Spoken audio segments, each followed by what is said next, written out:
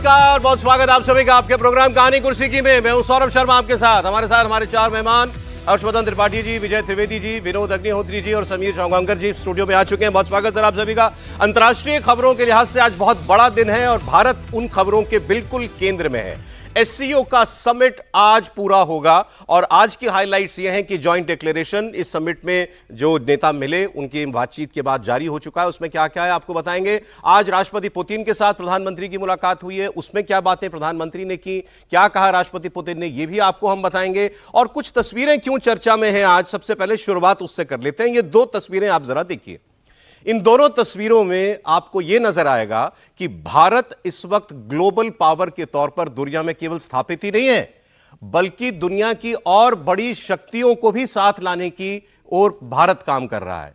भारत रूस और यूक्रेन के युद्ध के बीच एक बड़ी अहम भूमिका भी निभा रहा है। देखिए कैसे राष्ट्रपति पुतिन रूस के और शी जिनपिंग राष्ट्रपति जो मेजबान भी हैं इस समिट के, वो ये तीनों लोग मोदी जी जो हैं इनके दोनों के साथ बातचीत करते हुए दो अलग अलग मौकों पर नजर आए। और इसमें आपको एक बड़ा कंफर्ट नजर आएगा नेताओं के बीच में। प्रधानमंत्री नरेंद्र मोदी अपनी डिप्लोमेसी में एक पर्सनल इनपुट भी रखते हैं और इससे काफी बार मदद भी मिलती है। याद होगा आपको 2017 में डोकलाम का क्राइसिस चल रहा था, ब्रिक्स समिट में एक इनफॉर्मल डिनर था और मोदी जी उठकर चले गए थे शी जिनपिंग के साथ और उनसे सीधे जाकर के बात कर ली थी। और बाद में अब खबरों में आ रहा है कि वो बिल्कुल प्लान नहीं था, वो इनिशिएटिव उनका खुद का था। उसके बाद डोकलाम का क्राइसिस हल होने लगा।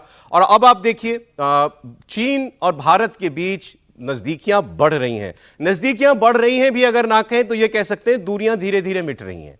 कुछ अच्छे इनिशिएटिव्स लिए जा रहे हैं दोनों देशों के बीच में, उनकी चर्चा हम करेंगे।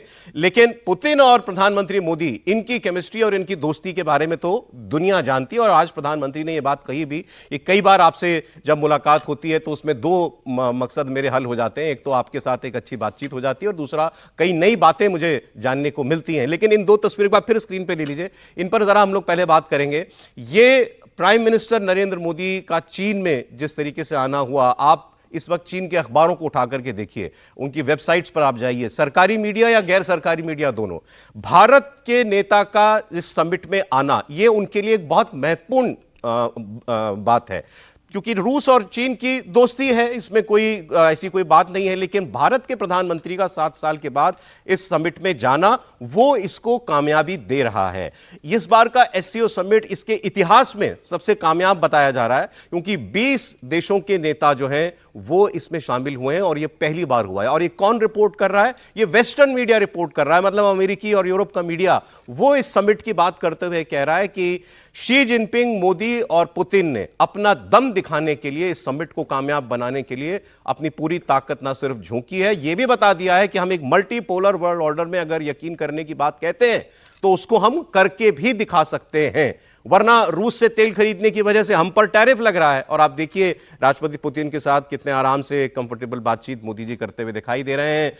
अमेरिका के ट्रेड एडवाइजर जो है पुतिन के, वो कहते हैं कि शी जिनपिंग तो आपका दुश्मन है, चीन तो आपका दुश्मन है, लेकिन भारत पूरी दुनिया में जो ग्लोबल पावर्स हैं उनके साथ अपने दम पर एक ऑटोनोमस फॉरेन पॉलिसी चलाते हुए कैसे संबंध रख सकता है और रखना चाहता है, वो इस तस्वीर में नजर आता है जब शी जिनपिंग के साथ बड़े आराम से प्रधानमंत्री नरेंद्र मोदी की बातचीत हो रही। तो पहले जरा इन तस्वीरों के इफेक्ट पर हम बात कर लें, विजुअल इफेक्ट पर। मैसेजिंग त्रिपाठी जी।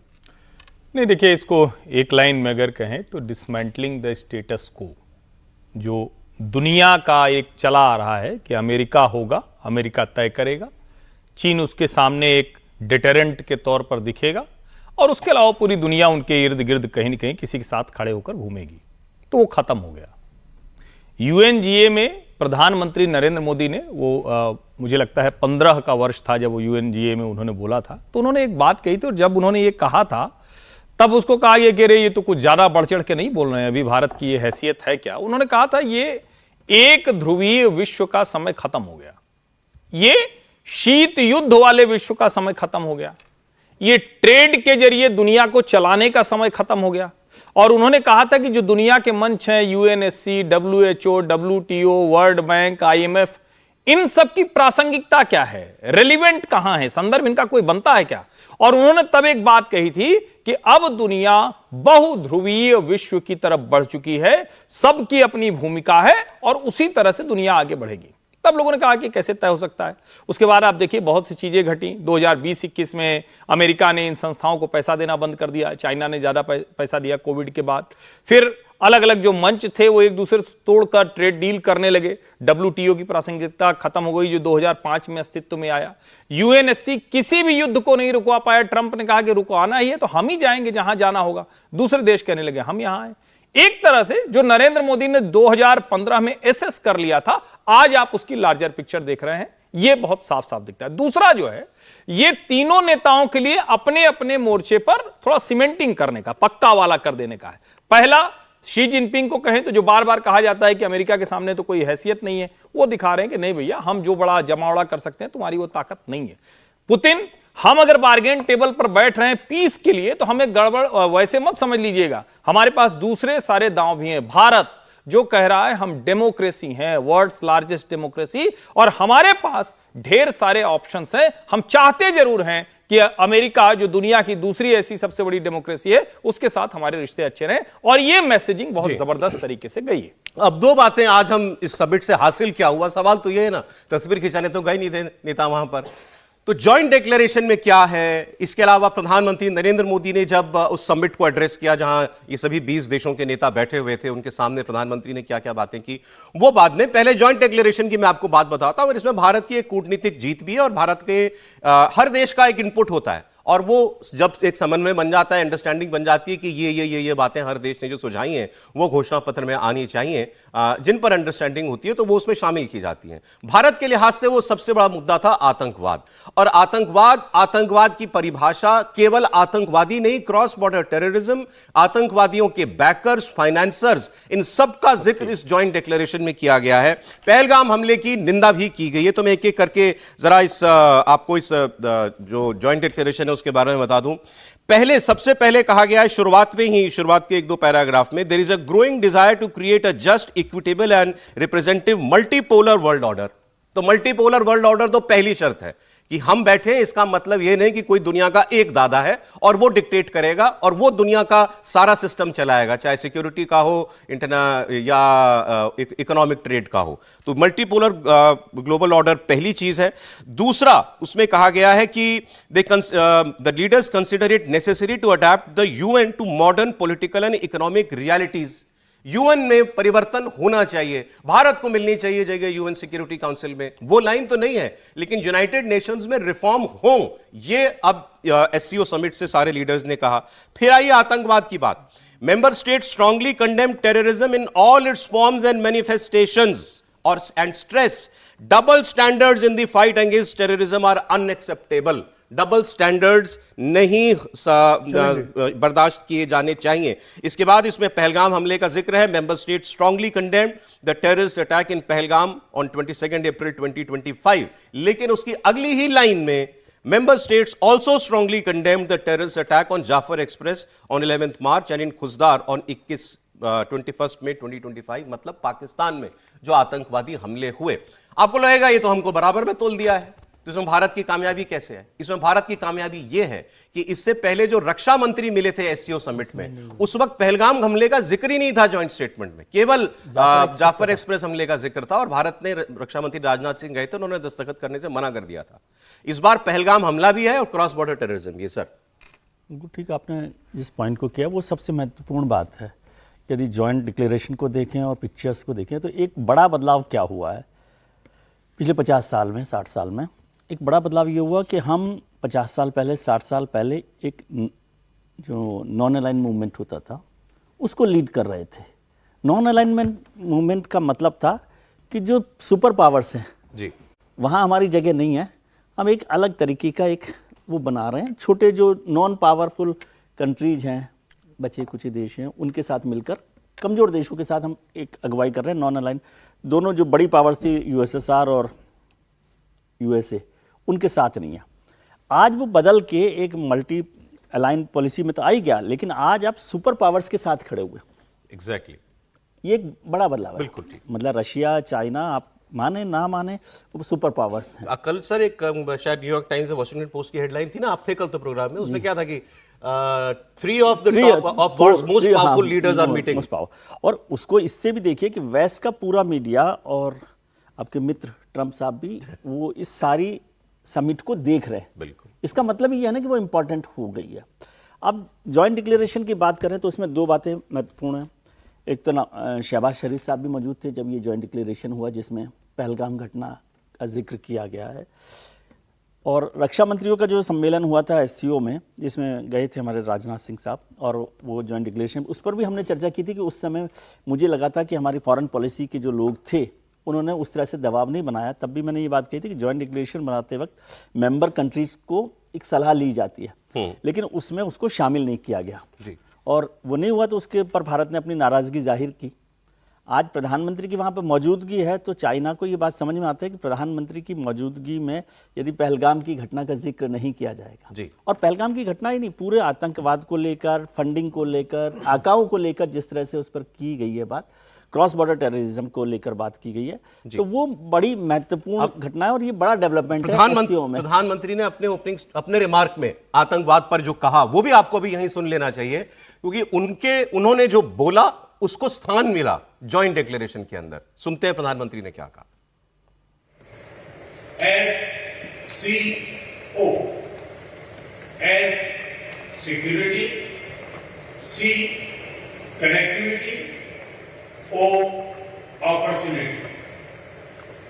पहले स्तंभ S यानी सिक्योरिटी के संदर्भ में मैं कहना चाहता हूं कि सुरक्षा, शांति और स्थिरता किसी भी देश के विकास का आधार है, किंतु इस मार्ग में आतंकवाद, अलगाववाद और अतिवाद बड़ी चुनौतियां। हाल ही में हमने पहलगाम में टेररिज्म का बहुत ही घिनौना रूप देखा।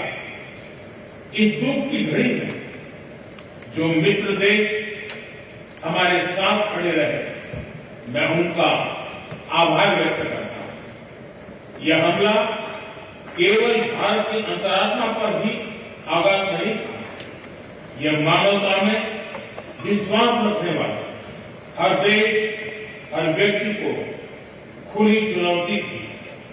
ऐसे में प्रश्न उठना स्वाभाविक है, क्या कुछ देशों द्वारा आतंकवाद का खुलेआम समर्थन हमें स्वीकार्य हो सकता है?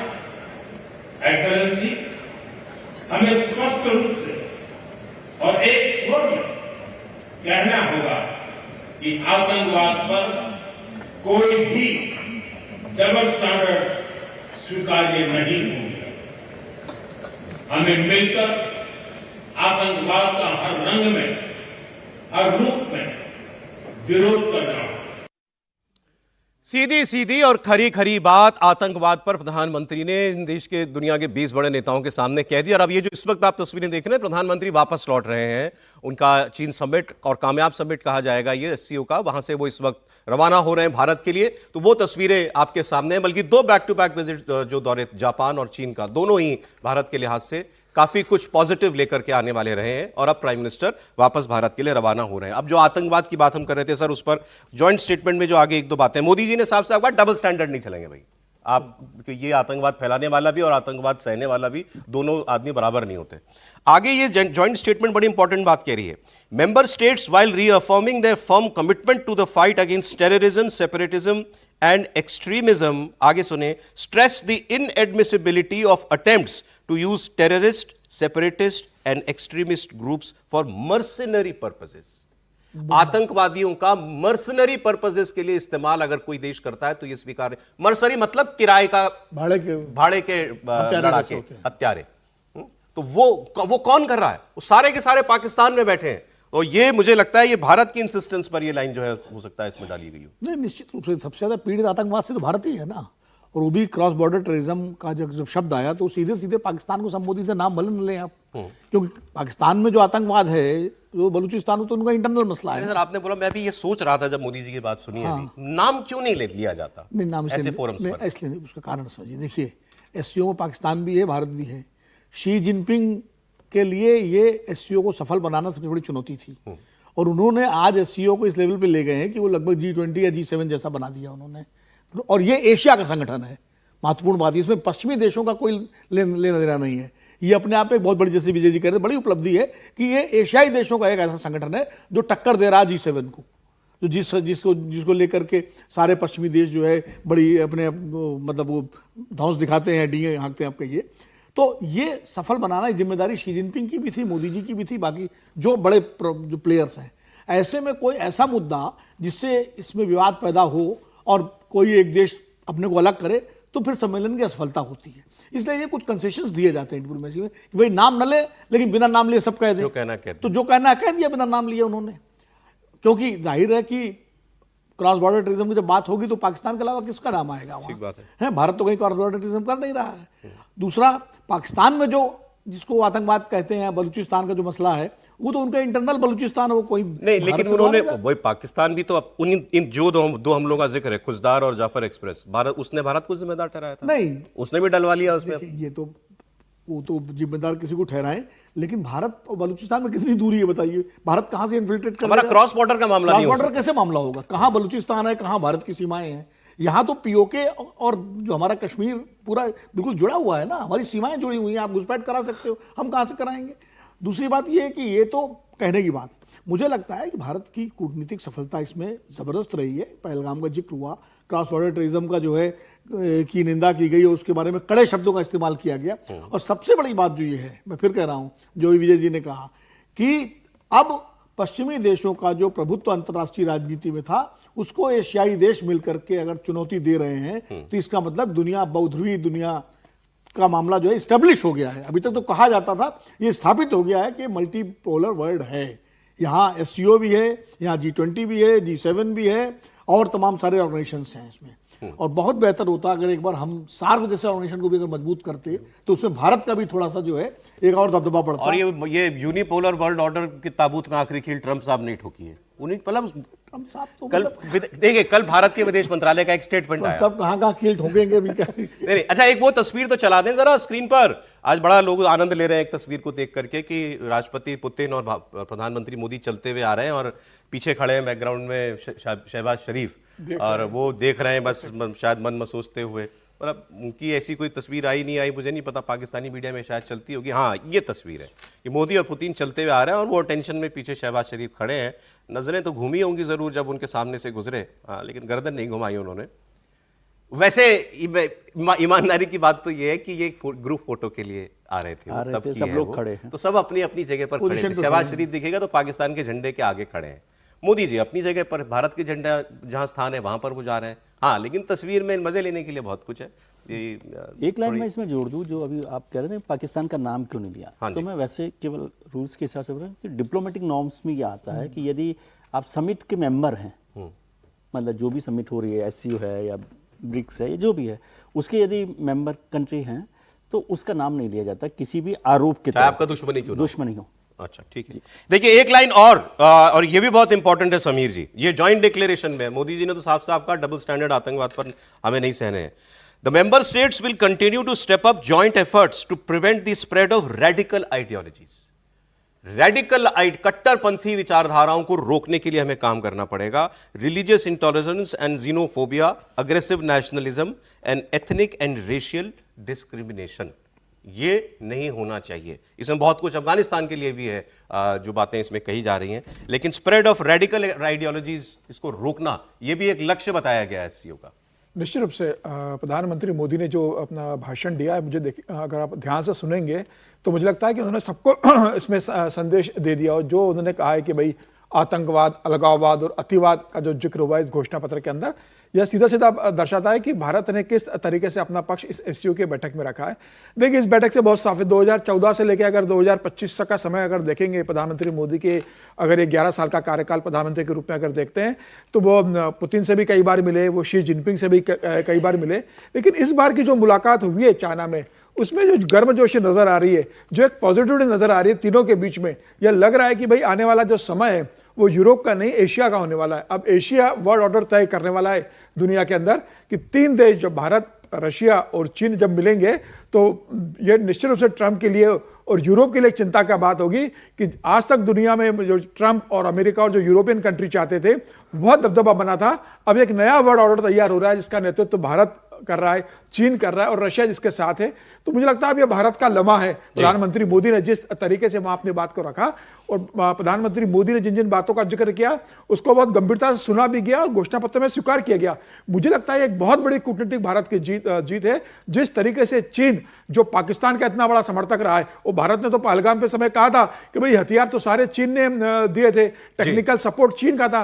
उसके बाद भारत का यह कह देना कि भाई पहलगाम में जिस तरीके से हुआ है, चीन का उसको समर्थन देना, घोषणा पत्र में उससे शामिल होना और प्रधानमंत्री मोदी और शी जिनपिंग के बीच इतनी अच्छी गर्मजोशी से मुलाकात पुतिन के साथ तो होती है। मुझे लग रहा है ये एक नई शुरुआत है और एक बेहतर शुरुआत है। लेकिन हमारे जो चीन से जुड़े हुए मामले हैं पाकिस्तान की वजह से, उनका भी जिक्र बहुत ठोक करके भारत ने वहां पर किया। प्रधानमंत्री के ओपनिंग रिमार्क में अगला हिस्सा और बहुत महत्वपूर्ण है, बहुत लिमिटेड शब्दों के अंदर एक बहुत बड़ा मैसेज चाइना को दिया है भारत ने। मैं आपको वो प्रधानमंत्री का दूसरा जो स्टेटमेंट है वो सुनाता हूं। उन्होंने दरअसल एससीओ का, आज उनको एक्रोनिम में यकीन करते हैं प्राइम मिनिस्टर मोदी, तो एस को बनाया उन्होंने सिक्योरिटी, जिसमें आतंकवाद की बात की।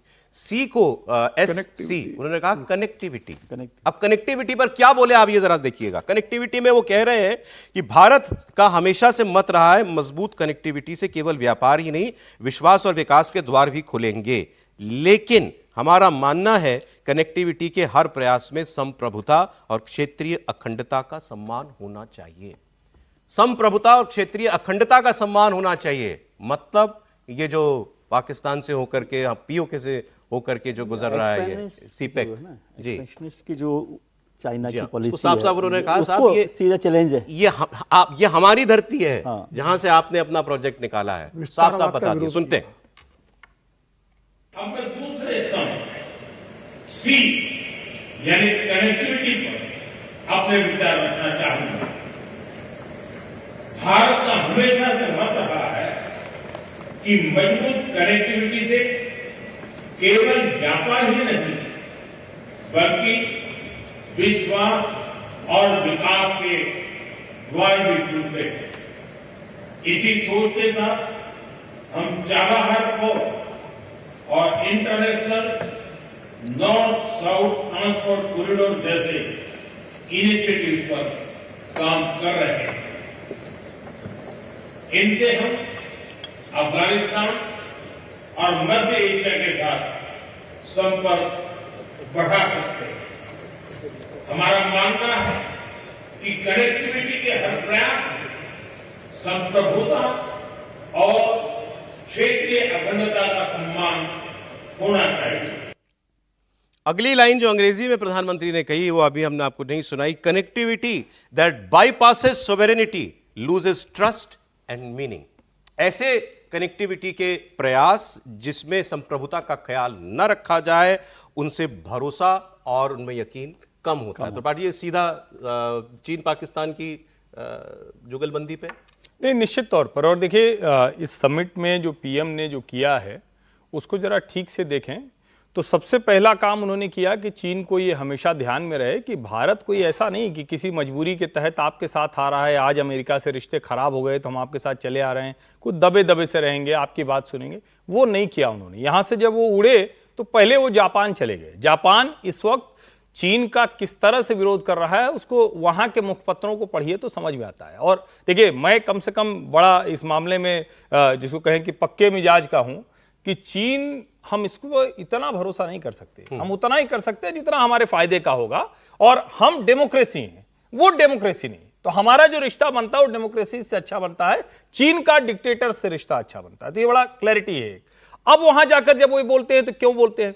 हम अपनी जो टेरिटरी है उसको रिक्लेम करना चाहते हैं। हम बार बार ये कह रहे हैं, जब बॉर्डर को लेकर अलग अलग जो कोर कमांडर मीटिंग हुई तो उसमें बार बार भारत ने कहा कि एक तो आपके साथ जो हमारी LAC है उसको ठीक करिए, उसको डिमार्केशन सही कीजिए। दूसरा, जो आप पाकिस्तान के हवाले से चीजें कब्जा करके बैठे हो उसको खाली करिए।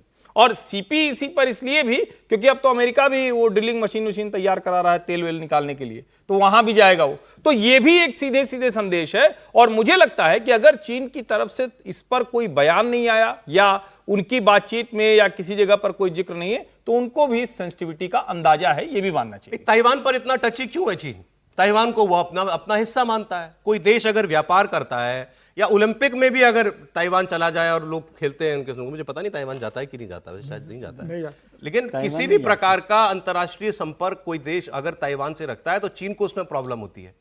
हमारे यहाँ तो पीओके से आपने सड़क बना दी, इंफ्रास्ट्रक्चर, हाईवे, पता नहीं क्या क्या बना दिया, और वहाँ क्या क्या, वहाँ शायद इनकी सेनाएं, कुछ सेनाएं भी हैं वहाँ पर। इसके बीच तो हमारा उसमें भी तो हमारी जवाब भी भी तो हमारे विदेश सचिव ने दिया है कि ताइवान पर भारत का रुख वही है जो पहले था। मतलब हम तो सम्मान कर रहे हैं, हम चेंज नहीं कर रहे।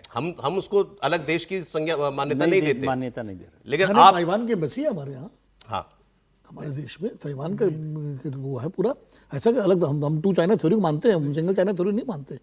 चीन कहता है कि सिंगल चाइना। ताइवान के साथ मेरे हमारे ख्याल से तो रिश्ते इधर ताइवान और से हमारे बढ़े कूटनीतिक रिश्ते हैं भाई, इधर और बढ़े हैं। नहीं, आप हम एक संप्रभु देश का हाँ, दर्जा देते हैं ताइवान को। बिल्कुल। अच्छा, ताइवान के लोगों से मैं मिला हूँ यहाँ पर, जब पासवान जी मंत्री थे तो उनके डेलीगेशन के लोग, एम्बेसी के लोग आते थे यहाँ। तो जब भारत हमेशा क्या है, चाइना चाहता है, चीन की कोशिश है कि एक चीन, सिंगल चाइना पॉलिसी, यानी ताइवान चीन का प्रांत है, जैसे तिब्बत को उसने ले लिया। नहीं, ऑफिशियली नहीं मानता है सर। मेरे ख्याल सर से हमारे नहीं मानते, सर, ताइवान। हमारे रिलेशंस हैं, हमारे इकोनॉमिक और कमर्शियल लिंक्स हैं, हमारे, हमने उनको यहाँ पर एम्बेसी, हमारे यहाँ वो कांटेक्ट है, लेकिन ऑफिशियली हम उनको रिकॉग्नाइज उस तरह नहीं, से लेकिन हमने यहाँ उनको दी हुई जगह, नहीं, वो बिजनेस इकोनॉमिक और उसके लिए किया हुआ है, लेकिन मान्यता नहीं, लेकिन हम उनको उस तरह से मान्यता हमारी नहीं है। वो नहीं, हम टू उनका झंडा नहीं मानते सीरियसली। शुरू से ही वो है, नहीं, हम टू चाइना, नेहरू जी के समय से ही ये पॉलिसी। विदेश मंत्रालय कहता है कि India doesn't officially recognise Taiwan as an independent country, instead it adheres the one China policy.